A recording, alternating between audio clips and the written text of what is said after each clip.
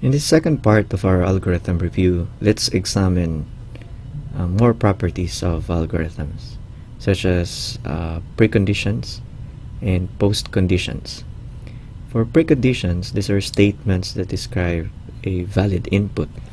For example, in our find max algorithm, this describes the actual input set, which is composed of integers from a sub 1 up to a sub n.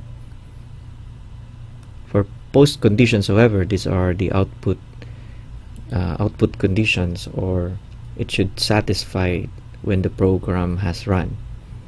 So in our example, max is the largest element. This should be the output of our find max algorithm. Properties. So an algorithm has an input. So these values may come or should come from a specified set. Outcome, or the output, from each of the input values of an algorithm, it will produce output values from a specified set. Definiteness. So the steps of an algorithm must be defined precisely. There is no room for vagueness. Correct. So when the algorithm is run, it should produce the correct output. Finite. So for an algorithm, it should be executed in a finite number of steps. Even if there's a looping, it should end after a definite iterations. So after definite iterations. So it should not be an infinite loop, for example. Generality. So given the algorithm, it should be applicable to the general case of inputs, given a certain constraint, of course. So not just for a particular set of input, it should apply for the particular category of inputs. So that's why we don't usually we test using specific numbers. However, we will specify a certain category, like set of integers, set of real numbers, instead of just focusing on a particular instance of a set. So in the search algorithms, let's have a sample for search algorithms. This problem is locating an element in an ordered list, and the problem basically is to locate an element, a query X, in the list of distinct elements, or determine that it is not in the list. So we are after for the location. So the location of this term in the list that equals the query, it will be X, for example. Location, the query X, the location is I, and 0 if X is not in the list. However, this is 0 is not applicable if we are programming in C, because 0 is the first element. So if we are programming this in C, we will adopt a non-index or non-location, which is -1, to indicate that the query is not in the list. So let's try linear search, which is one possible solution for this particular problem. So for linear search, first we're going to compare X and a sub 0, or the first element. So in this case, it started with a sub 0, and this should end, if we started at 0, given n as the number of elements, this should end at a sub n minus 1 if we started with 0. So let's just start with 0 with respect to our pseudocode here. So Number 2, repeat step 1 while a match has not been found, and if there are still elements, then output the location if the match is found, else location will be -1, signifying that it's not found. So let's try to program this in Visual Studio again. So let's erase our old function. So let's search for an element now. Say my algorithm is int linear search. So same element, same input. Again, I cannot use the dash line, it will interpret it as minus. So I will search, I will use underscore, and we are inputting an integer set for simplicity, but again you could use a floating number would be difficult because the equality comparison is problematic for floating points. Anyway, if this is int an, and what's the algorithm again? So we're going to compare x and 0 and the first element. So we are going to walk through all of the elements, and if the comparison hits, then we are going to say, or we are going to return the location. So the return here is the location, and maybe just, yeah, let's just spell it out. Return the location.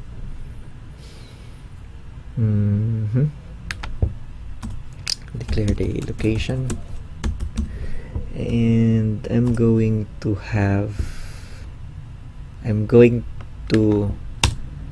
initialize this with not found. So by default it's not found.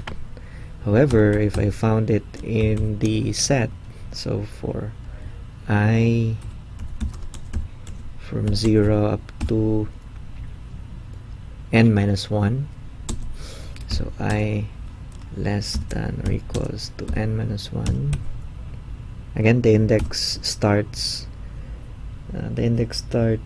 at 0, so that's why it's n-1 is the maximum index.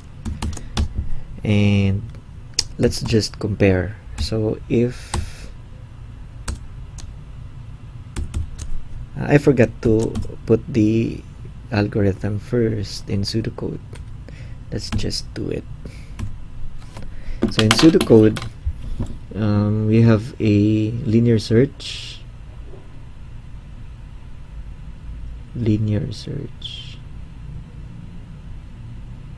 and it's inputting a. So again, a here is an input, set a, which are values, say a sub 1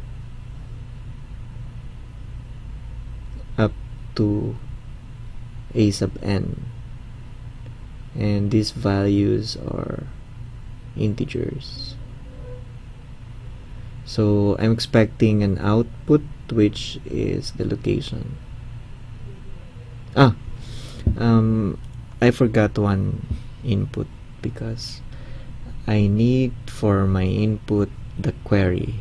So the query will be x, so I should add that here, a and x. So it's, let's clarify this. So linear, and let me just call it linear search again. Search, input a and x, the query. So x is another integer, it stands for the query. So it's possible that we cannot find it. Output, so we'll have location. So the location, take note, the location when found, it's either 0 up to n minus 1 or -1 if it's not found. So for the body, we have, for the body of the algorithm, we have location. Can I just abbreviate it here in the pseudocode? Okay. Location is initialized to be not found, and for I,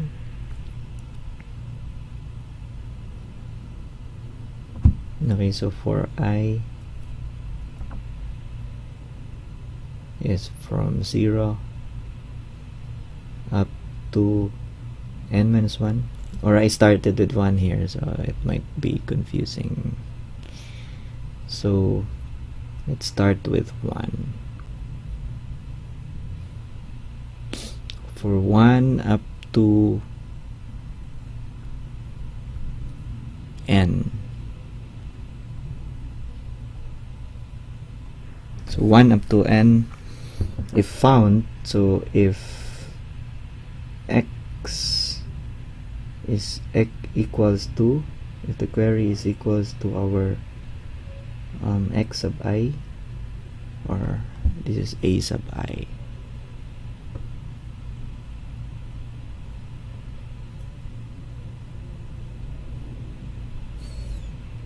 then we're going to update the location to be I, and the if and end for. Okay, that's it. So linear search input argument is the integer set and the query x. So the output is the location. It's either 0 up to n if you started n minus 1, after if you started with 0, or in this case if you started with 1, that is 1 to n, and if found, -1 if not found. So let's just make it uniform. Then location is -1 initialized to not found, and for I 1 to n, if x, the query, is not equals or is equal to the current element, then update the location, and if, and finally end for. So this is now if the current element, or if the query is equals to the a sub I, the current element, and I also have to pass the query here, x, and after that I'm going to update the location. So location updated as I. That's it. So let's try to find something that is there. Linear search. So this is linear search.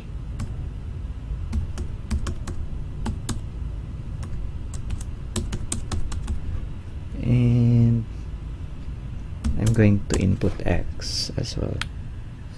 So say I have a query, and x being equals to, say I query 30 for example. So since 30 is there, I'm expecting it to give me 1 because it started with 0, 0, 1. Second element is at location 1. So let me just change the phrase here. The location of the query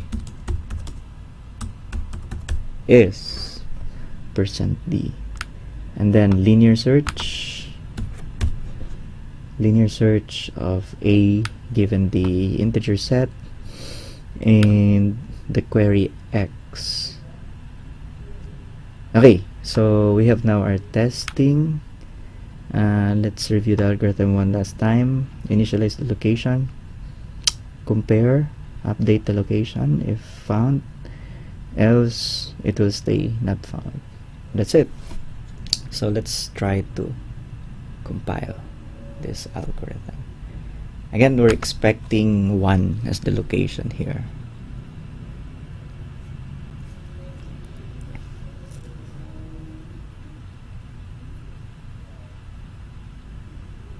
Okay, so the location of the query is 1, as we expected. Let's find the last element. So what's the last element here? Last element is 60. So let's find 60.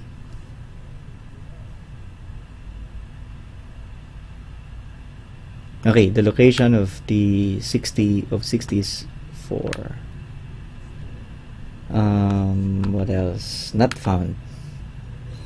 I cannot find a 50 here. So if I put a 50, it should output -1. You could print not found if -1, but that can easily be taken care of by an if-else statement. Okay, the location is -1, so that means not found. 50 is not found, and that's it. The algorithm works, which is, as you can see, directly translates from the pseudocode. So linear search, a and x. Input argument is a set of integers and the query. The output argument is the location.